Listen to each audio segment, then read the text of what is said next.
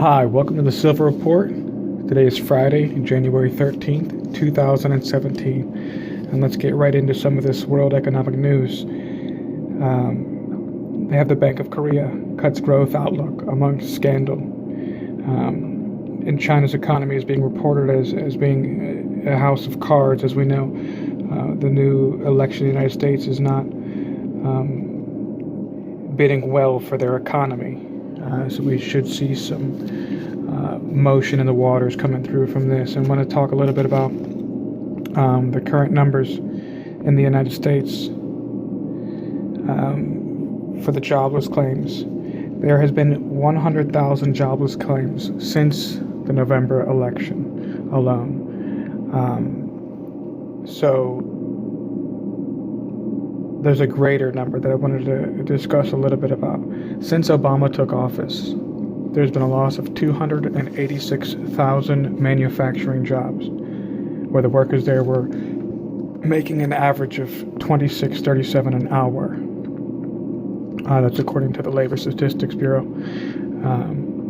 And in the same time frame, there has been created 3.2 million jobs in the retail and food service industry,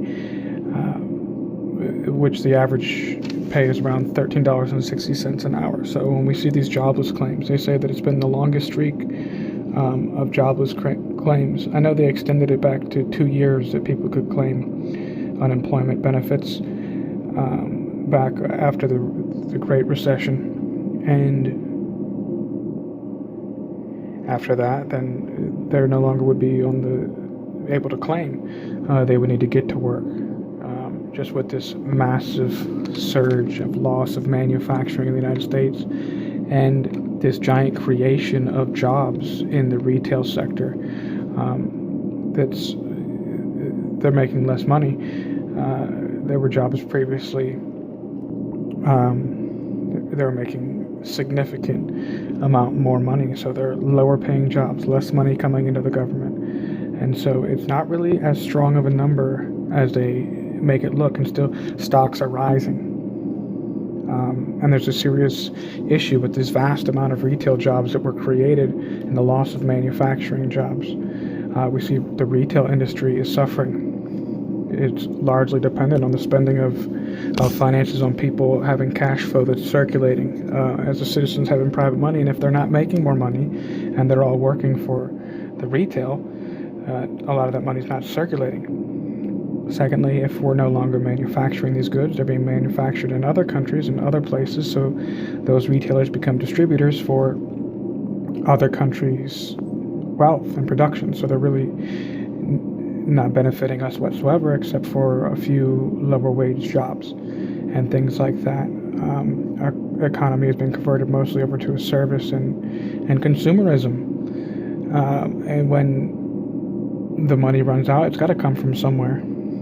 So we're looking at, since its peak, a total of 1.8 million manufacturing jobs that have fled the United States. We see a greater outlook coming with the Donald Trump presidency, the border tariffs, but we'll see how it plays out. If these things were instituted, it could bring a revival of manufacturing in the United States, but it would also bring extreme inflation of prices, especially with the border tariff. So we will see people with those smaller retail jobs, those smaller low-paying jobs, unable to afford a lot of the same goods they buy now, like their TVs and cheap made goods and cars. So we're going to see a rise in total price of everything, inflation that's going to affect the standard of living despite them making more money. And I also wanted to discuss how it impacts real people.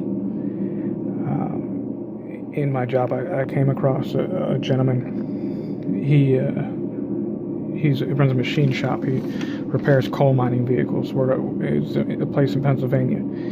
He repairs coal mining equipment, hydraulic equipment, and I went there and I tried to give him a call, and the secretary answered. I didn't get a hold of him. I called back the next week. The secretary was laid off. the previous week he had laid off his 3 employees that he had left. He used to be operating with 49 employees and making $5 million a year. Not much, I know, as far as machinists or manufacturing goes, but he's to the point now where the coal mines have suffered so badly by some of these economic regulations that have been placed upon them that even though the coal mining industry had been decreasing for a number of years, I mean, as Obama said, I'm going to bankrupt the coal industry. And I was able to watch and witness what happens to real American businessmen as he struggles just to keep his business open. All marketing attempts have failed, and there's not enough money to even keep current employees to be able to continue the work. You have property taxes, business taxes. He's pretty much being flooded and put out of a job. That's another employer gone from our area, and it happens because the coal mines are doing so bad that they're no longer repairing their equipment. It used to be a very expensive piece of equipment. They're not repairing their equipment. They're buying all of the junked equipment from other coal mines that have gone out of business. They're just buying them for so cheap. They're so useless, these $100,000 machines. That's how much they originally cost, and just to get one cylinder out of them. And they're going for pennies on the dollar at this point. So the outlook for the economy, while they want to tell you that it's doing so well, it's doing so strong, we see retail is suffering. If most of these jobless claims, there's been an increase since November, but if most of these jobless claims that have been decreasing are only being replaced by these lower paying retail jobs, this impact that is going to flow from the lack of production, lack of manufacturing, and the lack of money to be able to purchase retail food, service. People are eating in more. So all of these sectors where everybody's relying and surviving are suffering, and they're beginning to waver. And that's the strange part. The stocks, they're rising, they're going up, and everyone's excited. They're excited about the economy. And we really see it's not as a result of numbers. It's just as a result of media propaganda, of the news propping it up, the Federal Reserve propping it up. They're even raising interest rates. And we see for the standard American worker, for the basic household, this is not changed. In fact, the standard of living has dropped dramatically in this country. We see more stores closing. We see impacts at major retailers, major stores around the country. And this is where it comes to the steps you need to begin to take to be able to secure yourself while it's still cheap, while confidence in the dollar is up right now, and we see these wars brewing all over the country, this battle to keep the dollar as number one.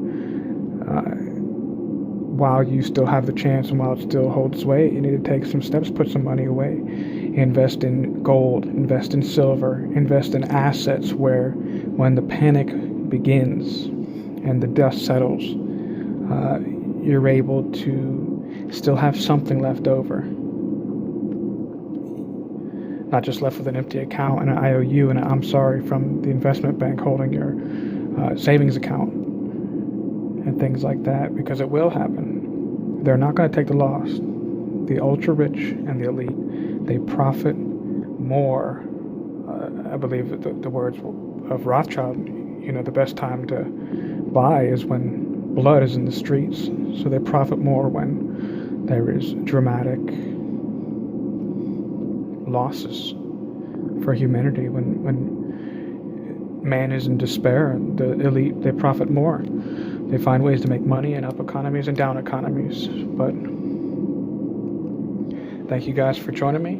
If you like the content, like, share, subscribe to the channel. There's going to be more updates, more videos coming out. Leave a comment in the comment box if you have any suggestions, any new episodes, any information you would like to see. But again, thank you guys so much for stopping by to the Silver Report by Constitutional Coins. Make sure to subscribe to the channel, and you guys have a great day.